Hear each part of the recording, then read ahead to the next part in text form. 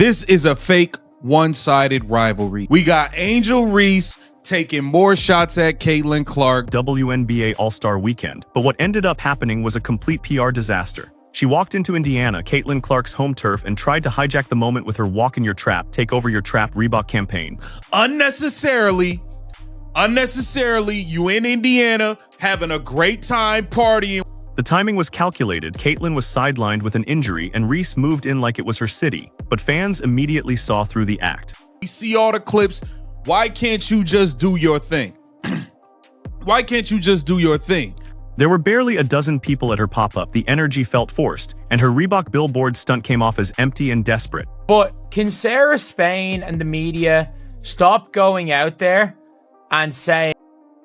Mainstream media personalities like Sarah Spain keep pushing this idea that Caitlin Clark needs to step up and address the tension. But let's be real, what tension? The one Angel Reese keeps fueling while Clark stays silent. It's baffling that Clark is constantly asked to respond when she has never thrown shade, never called out Reese, and has done nothing but focus on her game. Meanwhile, Reese goes on podcast after podcast using Caitlin's name to stay relevant and stir the pot.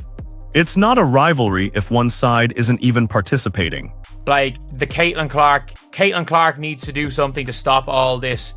The truth is, the media loves a dramatic storyline, but this isn't a fair narrative. Angel keeps throwing punches at a target that refuses to fight back, and fans are finally waking up to the fact that this beef is completely one-sided. The All-Star game was supposed to be about unity, star power, and celebrating women's basketball. But Angel used it as an opportunity to paint herself as the main event by weaponizing Caitlin Clark's absence.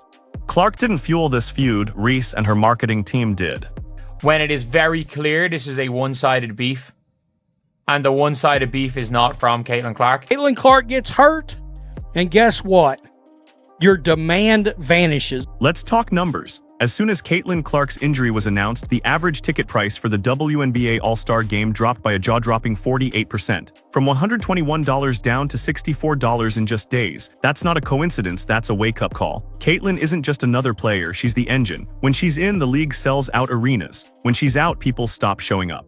That kind of economic drop-off exposes exactly how fragile the WNBA's momentum really is. It's because people ain't gonna pay up to see these athletes that are ungrateful that their sport's growing. Angel Reese was banking on that spotlight. She launched her Reebok shoe campaign right in the middle of Caitlin's hometown, thinking this would be her moment to shine. But without Clark drawing the crowds, the hype wasn't there. Her promo campaign fell flat because fans weren't interested in a solo act. It proved that the league's biggest events can't be built around manufactured beef. They need real talent and real draw, and Caitlin Clark is the one providing both. The shops in the arena, they're not going to have the same amount of people patronize their business as they would if Caitlin Clark was there. The impact of Clark's absence wasn't just about ticket prices. It hit the entire city's economy. Local vendors, restaurant owners, and hotel managers all said the same thing: the expected surge in business never came. They had been preparing for months, expecting Clark's massive fanbase to flood Indianapolis for All-Star Weekend. But once it was clear she wouldn't play, cancellations came pouring in and walk-in business tanked. This is the economic ripple effect of a true superstar. It wasn't just the arena that felt the blow. Merch booths, food trucks, bar owners, they all banked on Clark to deliver foot traffic. Angel Reese might have plastered the city with Reebok ads, but that didn't bring people out. The difference was obvious, and it made it crystal clear who really moves the needle in women's basketball. And spoiler alert, it's not Angel. Attractions. They're not going to have the same number of people patronize their business as they would if Caitlin Clark was healthy. Reebok, Angel Reese are taking shots at Caitlin Clark, using her as promo. From the moment she signed with Reebok, Angel Reese has used Caitlin Clark's name to market herself. Her podcast episodes, Clark's name in the title. Her interviews talking about Clark. Her All-Star Weekend rollout planted right in Clark's backyard. This isn't strategy anymore, it's dependency. Reese doesn't just compete with Clark, she uses her to stay in the spotlight, and fans have noticed. Reese 100% has benefited from attaching herself to Caitlin Clark at every single turn. The problem is that kind of tactic only works when both players are on the court. With Clark injured, the promo felt like a cheap shot. It didn't inspire fans, it annoyed them. People started calling out the transparent marketing scheme, questioning why Angel keeps bringing up someone who hasn't said a single negative word in return. She's not promoting herself, she's parasitically latching onto someone more popular and hoping it pays off. Angel Reese, I'm in your city. Walk in your trap, take over your trap. Post it on Instagram. Angel Reese's I'm in your city campaign was meant to be iconic. Instead, it became embarrassing. She posted confidently on Instagram, made bold declarations, and tried to frame the campaign as her moment of arrival. But the turnout told a different story. A few fans showed up, the Reebok display was underwhelming, and the energy was flat. It didn't feel like a takeover. It felt like a weak attempt to claim turf that never belonged to her. Let's never forget the gigantic Caitlin Clark Nike billboard in Chicago. And the comparisons made it worse. People immediately remembered Caitlin Clark's Nike billboard in Chicago, a massive tribute that felt earned and celebrated. Reese's Reebok stunt looked like cosplay next to that. Fans started mocking the launch, saying it looked more like a middle school pep rally than a major WNBA rollout. When you try to outshine someone who's not even present and still fall short, it says everything. Continue to take shots at her, and then when them shots get fired back, nobody likes it. We don't have no videos of Caitlin Clark really taking shots at Angel Reese. Angel Reese has made a habit of firing shots at Caitlin Clark, but the weird part is Clark never responds. There are no press conferences with shade, no tweets, no interviews dragging Angel, nothing, and yet Reese continues. Fans are starting to call it what it is: obsession. This isn't competitiveness, it's insecurity disguised as branding. Every jab she throws lands softer when the other side won't even engage.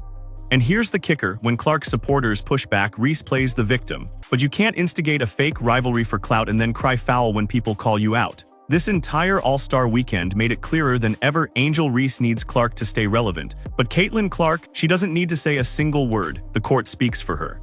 To be honest, when it comes to Caitlin Clark, she did show it by her actions. Showed it by her actions. She didn't need to say, "I'm taking over Chicago." While Reese was hyping herself on social media, Caitlin Clark was setting records. Even when she's not 100%, she leads by example. Her 31-point, 12-assist game made her the only player in WNBA history to post those numbers. That's not talk, that's results. She didn't need to declare, "This is my city." She went out and earned it every time she touched the ball. Reese, on the other hand, made bold claims with no wins to back them up. Fans quickly pointed out she's never even won a game in Indiana. Not in college, not in the pros. The arrogance wasn't backed by dominance, it was backed by Instagram posts. If you want to claim a city, earn it. Don't just walk into someone's hometown and pretend you own the place while their fans ignore you. Now with Reebok she's using, this is nonstop. She has attached herself to Caitlin Clark at every single turn, and she has benefited. Reese has made millions from endorsements, podcast deals, and social media campaigns, and most of it traces back to one thing: her association with Caitlin Clark. That's not just speculation. The moment she talks about Clark, her clips go viral, her brand spikes, her mentions increase. It's become a formula: mention Clark, cash out. But fans are tired of it. They're calling her out and demanding originality. And the problem is, once Clark isn't around, the formula stops working. That's what this weekend proved. Without her rival on the court, Reese had nothing to bounce off of, and fans just weren't interested. Her strategy collapsed the minute Clark was out. That's not sustainable success. That's manufactured clout on borrowed time. Let's stop pretending this is a two-way feud. Angel Reese keeps throwing fuel on a fire that only she sees. Caitlin Clark has never engaged. She doesn't need to. The fans, the numbers, and the game itself tell the truth. Reese may want this rivalry to exist, but it only benefits one person, and it's not Clark. It's been exposed for what it is: a one-woman campaign for attention. This is absolutely a one-sided rivalry.